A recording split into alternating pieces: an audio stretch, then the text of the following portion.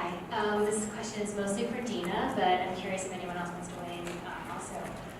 So I'm Jessica. I work at Brave Pop in New York, and we have an animated video series. Oh, great. So basically, we create these videos that answer questions that kids have. Another hat that I wear is I do a talk for parents, also in New York, about kids and social media. And the issue of pornography has been like a really challenging one for me to address in a room. So I'm just wondering if you have any ways, or more specific ways that you've been able to like turn that fear-based approach around and have more like, as you said, Adam, the eagerness approach, a different mindset around it, create that space to talk about. I have lots. I'll give you the PowerPoints.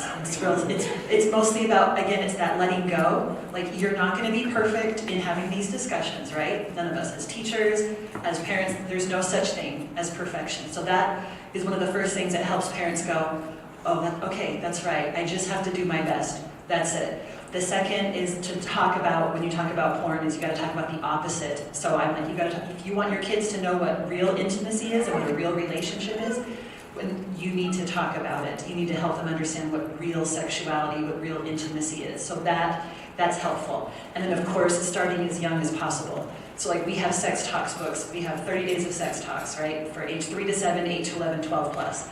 Of course, people freak out. 3 to 7? Are you kidding? And there is a pornography lesson in there. And it's like 3 points, right? It's super simple, but again, it's like, I want to be the source, right? Because we tend to believe the first source we hear. So we tell parents, be that first source on digital citizenship, on how to behave on this, on everything. Be the source so that that again helps them feel a little more empowered. Like, that's right, okay, I can do this.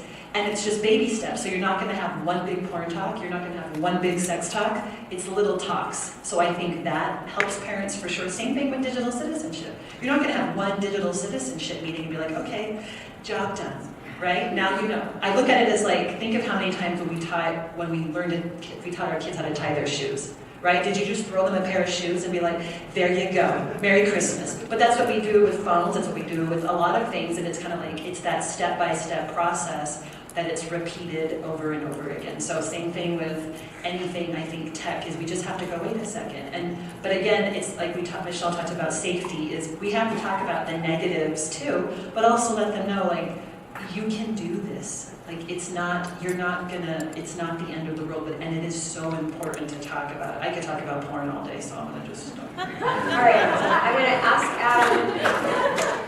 Adam to add, but just.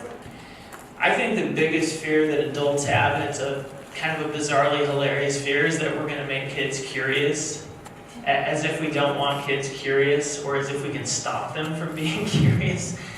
We want kids to be curious because that's how they learn and that's how they grow and develop. But what we want them to do is be curious with us, and we want them to be curious in a more public way. Because what happens is if they feel afraid, and what they do is they pick up on the fear of the adults. So kids are super smart. They go, uh-oh, these adults are terrified of this conversation. I'm going to go ahead and not talk about it to protect the adults from their emotions they can't seem to manage for themselves. That's what's happening with kids.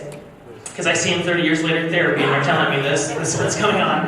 And so, if you need to stand in front of the mirror and say pornography 500 times until it's comfortable, then you do that. If you need to, do the talk with a stuffed animal or whatever, like whatever you need to do with a spouse, with a friend, as you're practicing and getting more comfortable, kids will pick up on, oh, this is totally normal to talk about.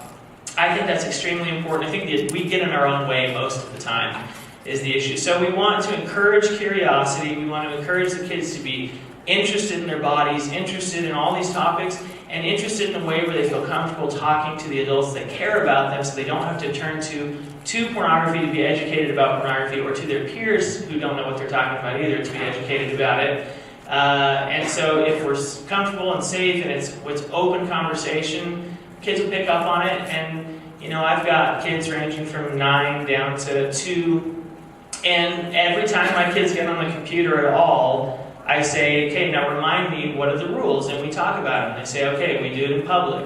I say, what if you see something that looks like pornography? Well, I tell you, and we shut it down. We talk about it. So, there's this ongoing dialogue. And I've got friends who do this as well. And they went through the mall one day, and they saw there was a giant underwear ad in front of one of the stores. and the little girl went, "It's pornography!" Yelled in front of them all, and it was like, this is cool, this is cool for the kids to be able to talk about it without fear. That changes the dynamic entirely. So I'm just going to add that in working with Kevin, Epic created a site called DigCitUtah.com, and it has a ton of resources. There are a lot of resources out there, so this is one of the purposes, is to be able to connect with each other and share resources both on preventing the negative and on leveraging the positive. I will also point out that this afternoon we have a national expert on prevention science who will be addressing you, and he has some really powerful principles to teach. So any kind of addiction prevention has shared principles. So he's going to be talking about prevention science and all of the other kinds of issues that are non-digital, and we'll be talking about how they apply. So we'll have a lot to talk about there.